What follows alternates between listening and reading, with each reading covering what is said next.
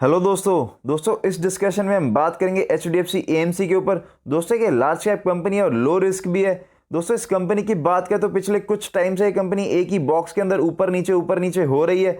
दोस्तों सितंबर के एंड में इस कंपनी का 5-6% के आसपास स्टॉक टूट भी गया था। उसके रीज़न की बात करेंगे और इम्प्लीकेशंस भी जानेंगे उस चीज़ के आने वाले टाइम में। और दूसरी चीज़, कंपनी देखोगे तो ज़्यादातर फियर जोन में ही रहती है और अभी के दिनों में एक कंपनी के आगे बहुत बड़ा चैलेंज भी है जो बहुत ज़्यादा वाइडली बताया भी जा रहा है। और कंपनी का एक्शन प्लान भी जानेंगे उस चैलेंज को ओवरकम करने के लिए, टैकल करने के लिए। और म्यूचुअल फंड इंडस्ट्री की आने वाले टाइम में क्या पोजीशन हो सकती है वो भी एक बार डिस्कस करेंगे। तो एट द एंड हम ये तीनों चारों चीज़ों को एक बार कंक्लूड करेंगे और अपना निचोड़ निकालेंगे कि हमें इस स्टॉक में क्या करना चाहिए आने वाले टाइम में।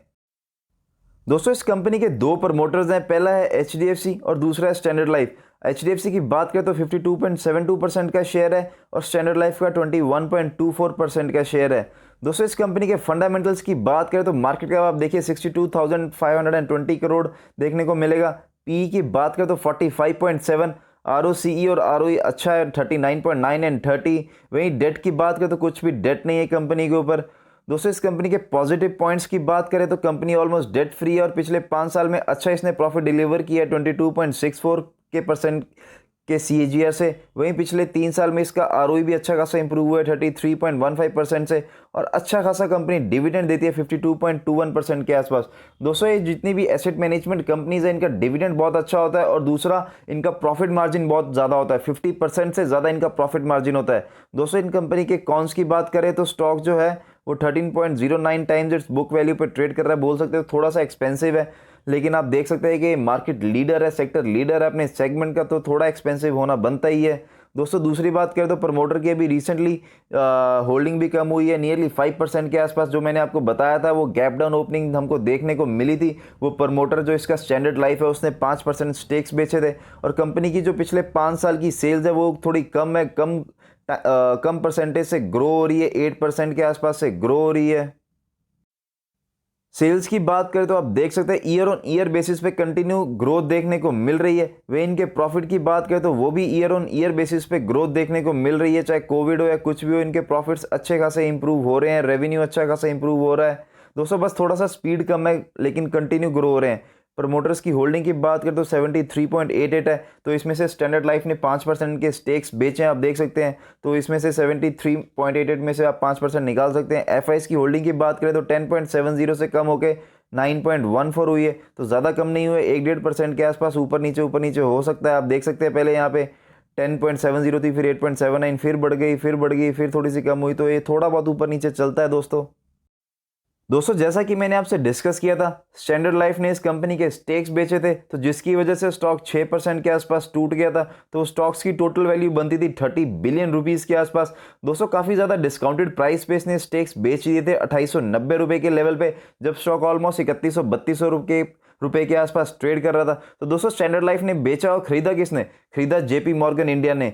दोस्तों इसने भी कुछ सोच समझ के खरीदा होगा, इसको पता होगा कंपनी आने वाले टाइम में अच्छा कर सकती है, कंपनी का ग्रोथ अच्छा है, इसीलिए इसने स्टेक्स खरीदे ने। तो इसने क्यों खरीदने थे? और सेकंड चीज आप ये समझिए कि HDFC ग्रुप ने एक भी स्टेक नहीं बेचा। HDFC ग्रुप का आपको पता है कितना ज्यादा ट्रस्टेबल ग्रुप है। तो आने वाले टाइम में आपको इस चीज के ऊपर बिल्कुल भी टेंशन या बिल्कुल भी नेगेटिव लेने की जरूरत नहीं है।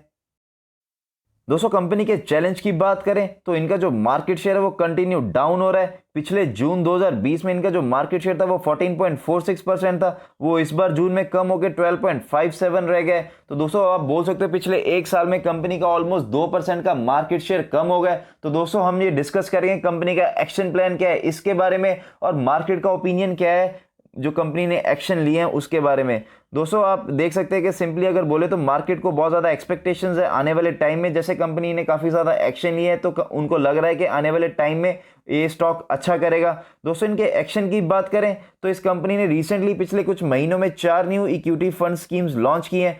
दोस्तों पिछले 20 साल में आप देख सकते हैं 2001 से 2020 में कंपनी ने मात्र 5 स्कीम्स लॉन्च की थी, और लेकिन कुछ महीनों में जो बीते हुए कुछ महीने उसमें कंपनी ने 4 न्यू स्कीम्स लॉन्च कर दी है। तो आप देख सकते हैं कितना ज़्यादा एफर्ट्स कर रही है कंपनी अपना जो जो इनका मार्केट शेयर कम हो रहा है उसको प्रिवेंट करने के लिए और उसको दोबारा बढ़ाने के लिए दोस्तों अभी के दिनों में इनमें जो लीडरशिप चेंज हुई है, एक न्यू CIO जो इनके आए हैं, chief investing officer mister Navneet Munot, उन्होंने भी बताया कि हम जो अभी नया एफर्ट्स कर रहे हैं, नए एक्शन ले रहे हैं, उनका जो व्यू है वो बहुत short term and long term benefits को देख के वो डिज़ाइन कर रहे हैं अपनी नई नई स्कीम्स।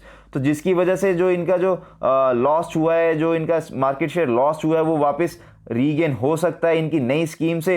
दोस्तों उनका ये भी कहना था कि जो इनके प्रोडक्ट्स थे वो सफिशिएंट नहीं थे एज ऑफ नाउ, अभी के टाइम के अकॉर्डिंगली वो प्रोडक्ट्स कम थे, तो इसीलिए उन्होंने नई स्कीम्स लॉन्च की हैं और आने वाले क्वार्टर्स में वो और ज़्यादा स्कीम्स लॉन्च कर देंगे। तो दोस्तों आप समझिए कि 2001 से 2020 तक कंपनी की मात्र 5 स्कीम लॉन्च हुई थी और अभी कुछ महीनों में कंपनी ने 4 न्यू स्कीम्स लॉन्च कर दिया और आने वाले टाइम में और न्यू स्कीम्स लॉन्च करेगी। तो कंपनी बहुत ज़्यादा एफर्ट्स कर रही है अपने चैलेंज को फेस करने के लिए। दोस्तों स्कीम्स का नाम की बात करें तो स्कीम्स जैसे आप देख सकते हैं HDFC dividend yield fund, HDFC asset allocator FOF, HDFC banking and financial services fund, HDFC Nifty 50 weight Nifty equity weight fund. तो दोस्तों कंपनी ने, और ये इनकी स्कीम्स का नाम था, और दूसरी चीज़ कंपनी ने जो इनके स्मॉल एंड मीडियम डिस्ट्रीब्यूटर्स हैं उनके पास भी पहुंचना शुरू कर दिया है इनकी प्रेजेंस बढ़ाने के लिए। दोस्तों म्यूचुअल फंड इंडस्ट्री की ग्रोथ की बात करें तो जो SIP कलेक्शन था सितंबर का वो 10,000 करोड़ के भी ऊपर चला गया और ये पहली बार हुआ है। दोस्तों इसके रीज़न की बात करें तो कोविड से जैसे जैसे इकोनॉमी रिकवर हो रही है, लोगों के पास पैसा आ रहा है, तो लोग ज़्यादा से ज़्यादा पैसा इन्वेस्टमेंट की तरफ लगा रहे हैं फॉर द लॉन्ग टर्म।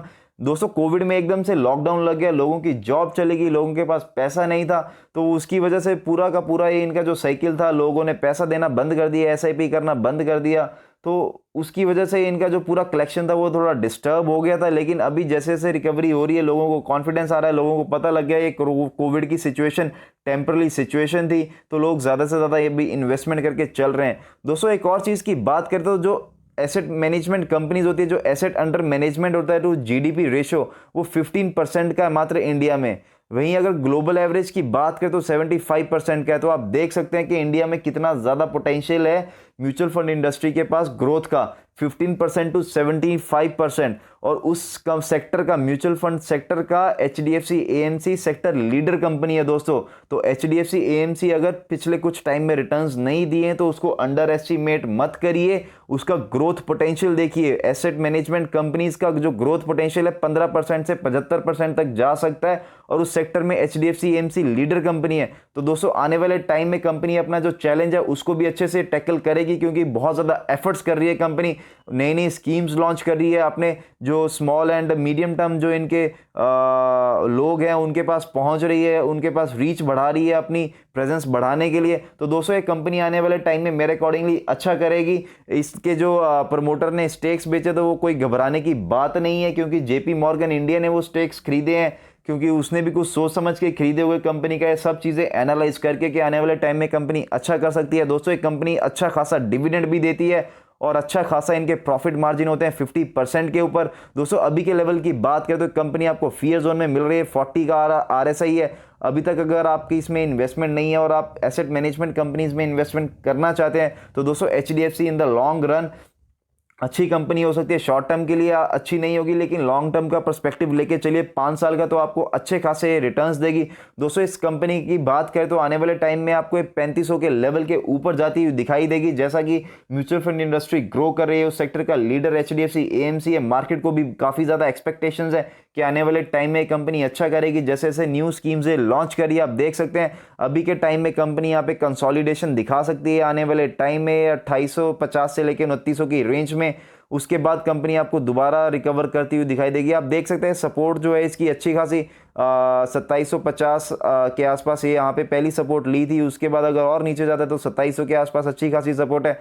दोस्तों घबराना नहीं है, टेम्पररी फॉल है। जो कंपनी एफर्ट्स कर रही है, कंपनी का एक्शन प्लान है वो परमानेंट एक्शन प्लान है। म्यूचुअल फंड इंडस्ट्री का डेटा मैंने आपको दिखा दिया, कितना ज़्यादा ग्रोथ पोटेंशियल है। SIP कंटिन्यू इंप्रूव हो रहा है, इंक्रीज हो रहा है। तो आने वाले टाइम में इस सेक्टर की लीडर कंपनी है, मार्केट शेयर सबसे ज़्यादा है इसका, तो सबसे ज़्यादा बेनिफिट एंड एडवांटेज इस कंपनी को होगा। तो दोस्तों इस कंपनी में आप इन्वेस्टमेंट करके चल सकते हैं बिना डरे। अच्छी कंपनी है, लो रिस्क कंपनी है। दोस्तों इस वीडियो में इतना ही, मिलते हैं अगली वीडियो में कुछ नई क्वालिटी स्टॉक से नई क्वालिटी इन्फॉर्मेशन के साथ। दोस्तों वीडियो अच्छा लगे तो प्लीज़ लाइक कर देना, चैनल पर नए हो तो प्लीज़ सब्सक्राइब करके जाना, शेयर करना, सपोर्ट करना। Thank you.